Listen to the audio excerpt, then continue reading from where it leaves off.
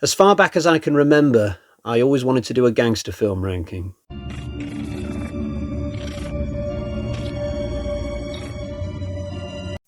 Hey, my name's Tony Midnight Dino, and I'm going to be doing the gangster film ranking today. Why? Because hierarchy's very important. It's so that the films at the bottom know their place, and the films at the top get to lord it over all the other ones. And if you don't like my list, don't be leaving no shitty remarks in the comments. Otherwise, you might be liable to wake up with your head in concrete and your legs cut off below the kneecaps. Don't go busting my balls over this, you understand? Okay, now that that's said and done, let's get on with this thing before the cops show. Let's see what's at number 20. So at number 20, we have The Departed, and no, I won't be doing this entire video as Tony Midnightino. I can't keep that up for half an hour.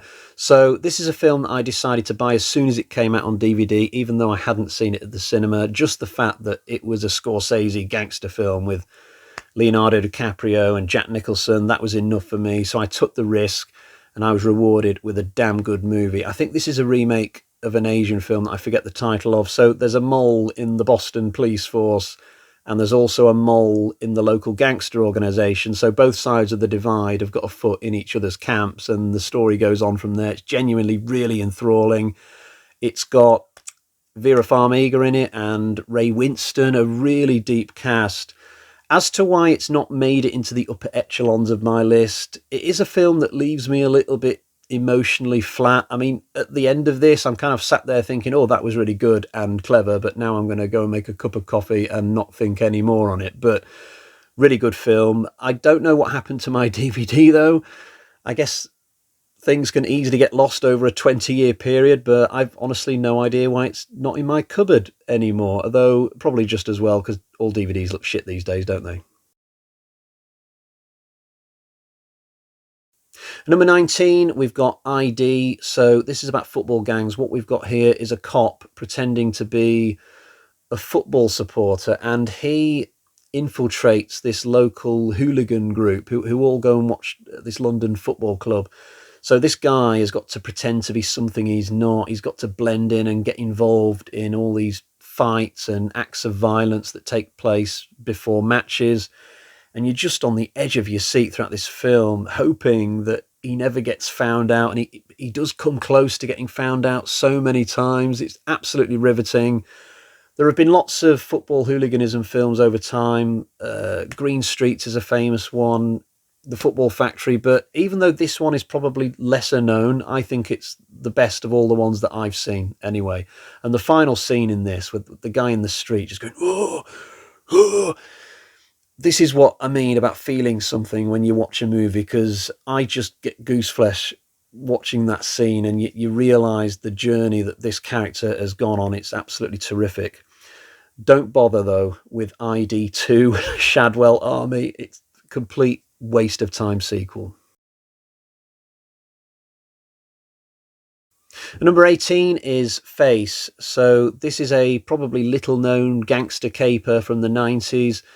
So there's a group of small-time crooks here who all band together to pull off a heist, but as the film goes on, they start turning on each other, a bit like in Reservoir Dogs, I suppose, and there are various double crosses and twists, and you never know quite where you are with this film, and it's colourful characters, and there's an ill-advised second heist on a police station at one point.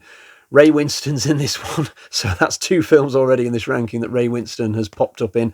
And also Damon Albarn from Blur, bizarrely. I guess he must have tried his hand at acting, and then, I don't know, maybe he quit acting after this, although from memory he's all right in this film. But if you've never seen this, and possibly you've never even heard of it, absolutely worth a rental. It's really good, and I think it's less than 2 hours long, which compared to some of the films in this list makes it kind of short. Number 17, we have Payback. So we're back in America now with Mel Gibson. He is playing a character called Porter, who is part of this trio of criminals who all do various jobs with each other and stuff. But one day, Porter's partners betray him and leave him for dead and steal his share of the spoils from their latest heist, which totals exactly 70 grand. Now, once Porter has recovered from his gunshot wounds, he goes after his partners for revenge, but the story gets complicated. He ends up getting embroiled with this larger criminal organization run by Chris Christopherson, and Lucy Liu is in the film playing a dominatrix, and she knows all these guys from Chinatown who want to take down Porter, and there are a bunch of cops who want to frame Porter for reasons I can't remember. So this guy, he's got enemies coming at him from all over the place, but the way he handles it is absolutely brilliant. This film is very darkly humorous as well. There's a lot of black comedy in there. Like, there's so many times in this film where people keep referencing the fact that Porter is owed this 140 grand, and he keeps correcting them, saying, no, it's 70 grand that I'm owed. But it's just so good, this. I kind of wish that Gibson had made a franchise out of this and done more movies, but not to worry. As a one-off crime gangster film, this is absolutely brilliant. Number 16, we've got Gangs of New York. This is another Scorsese, DiCaprio collaboration. This is set in New York 100 years ago, 150 years ago, back in the times when all the immigrants were starting to come over on boats, and there was a lot of pushback from the locals, but probably not dissimilar to nowadays then, I guess. But New York at this time, it was largely overrun with gangs, and the biggest gang of all in this film, run by Daniel Day-Lewis, who is an absolutely amazing villain. Cameron Diaz is in the film as well. I'm not sure what she does exactly, but she's there looking good as she always does. Liam Neeson's in the film. Another really deep cast. The film has an amazing final half hour where New York sort of descends into Civil War chaos, similar to the end of The Dark Knight Rises, I suppose. And I love the final shot where you get this transition from the time that this film is set to the modern day. The way that they just speed up the film and the music that plays over it, I think, is a really good way to end. This is a similar standard film to The Departed, I'd say, but this one just pulls me in more somehow. I think it's definitely an underrated film. You don't often hear it spoken about. I think the fact that it's a period piece has kind of affected its popularity over time, I guess, compared to things like The Departed, like Goodfellas, but this is a really solid film for me. I like it a lot. Number 15, we have Blow. This is one of Johnny Depp's best movies, I'd say. So he's playing a beach bum called George. I think that's the character's name. And at the start of this, he's selling pot on the beach with his buddy for like a few dollars at a time.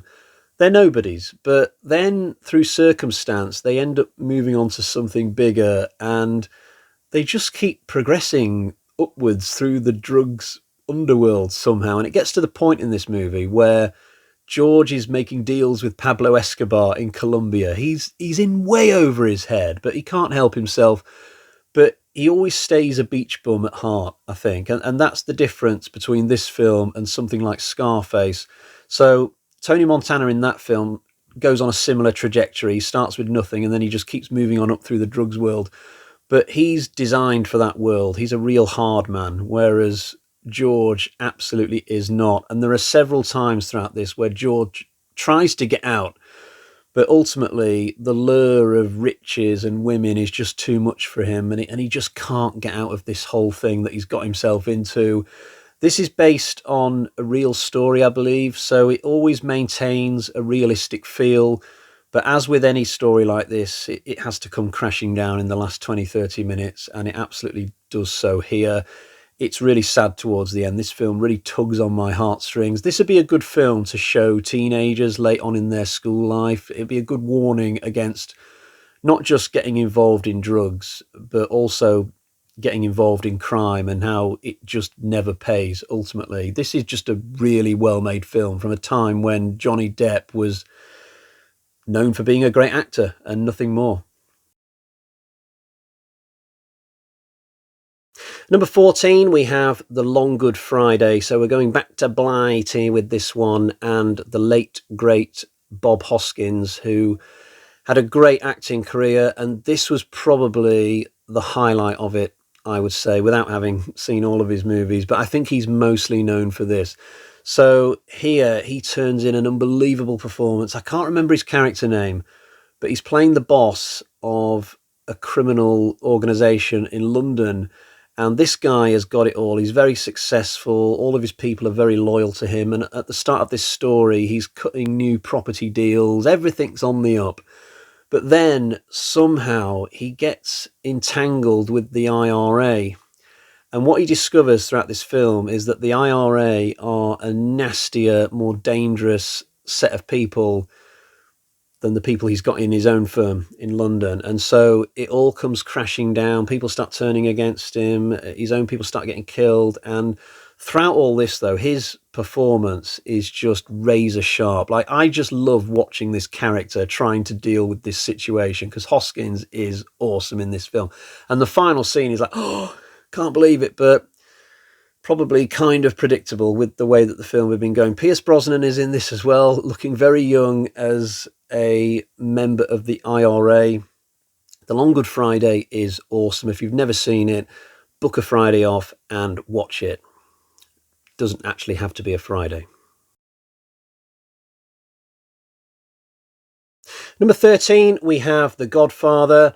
Now, given that this is the only Godfather film in the ranking today, I'm going to address how I feel about all three Godfather movies right here and now. Now, the first one, obviously, I consider to be a wonderful movie. I've seen it many times. It's a great story about a mafia family, and one of their youngest ends up rising through the ranks to become the Don, but it changes his whole personality. But there's so many great subplots to this. The Las Vegas stuff with Fredo and the Luca Brasi section, and I love that classic line about leave the gun, take the cannoli. That Caprenza character, I think he's awesome, and James Caan's downfall is great, and the double murder in the cafe, and I can't remember what Talia Shire's character's called, but watching her husband get his comeuppance towards the end, that's really satisfying as well. This entire movie is great, like all the way through. It might be 3 hours long, but it just flies by. And then we come to The Godfather 2, which I just think is awful. I didn't mind it the first time I watched it, back when I was probably a late teen, but every time I've tried to rewatch this film throughout my life, I just find it more and more tiresome. Like, there's no arc with Michael in the second film. He starts off the film in a certain mental headspace, and he just ends the second film exactly the same. Nothing changes. There's a whole plot involving some old guy from Miami, but I'm just half asleep watching it. It does absolutely nothing for me. It goes on forever. It's like 3.5 hours. It's even longer than the first movie. Now, I do like the flashbacks involving Robert De Niro, showing The Godfather when he was a younger man.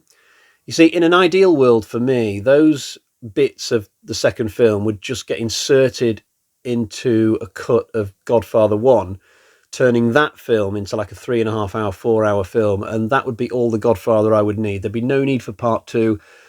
I did see the third one once. It did absolutely nothing for me, but I'm just baffled when people say that Godfather 2 is one of the best sequels of all time. I'm just like, really? You think so? Like, maybe at the time it came out, but not now we've had an extra 50 years full of hundreds more sequels. Surely not. But, you know, this is the weird thing. People see movies differently, don't they? But yeah, for me, it's very clear. I love The Godfather 1, but I've no interest in going beyond that movie anymore. Number 12 is Goodfellas. So this is one that I think could have cracked the top 10 today, but for the fact that I've probably watched it too many times throughout my life. I've become a little bit desensitized to this film's finer qualities through overwatching it. Jaws is another film I would put squarely into this same camp, and Halloween is going the same way. I need to not watch Halloween now for a good 10 years because the film's starting to lose all meaning for me at this point. But Goodfellas is hugely entertaining. It's a gangster yarn that focuses on the lower rungs of the criminal underworld. So you've got this trio of characters played by Ray Liotta, Joe Pesci, and Robert De Niro, and following their antics across 2 or 3 decades is hugely captivating, especially the Tommy character, I think, who is a very colourful guy. He's very funny. If I've got one complaint about the movie, though, it's that the narrative voice is slightly off for me. This guy, he's quite happy to tell you that somebody accidentally sent him egg noodles and ketchup once when he ordered something else entirely, but he doesn't tell you much about how he feels about life and death, about why he feels it's acceptable. to get rich quick at the expense of other people being killed and robbed. I don't feel like he gets intimate enough with the audience via his audio, but that's only if you get ultra critical with the movie. If you just put this on for entertainment, you're gonna really enjoy it. I showed it to my 14-year-old son quite recently, and I think he had a really good time with it. And well, of course he would. It's a classic. It's Goodfellas.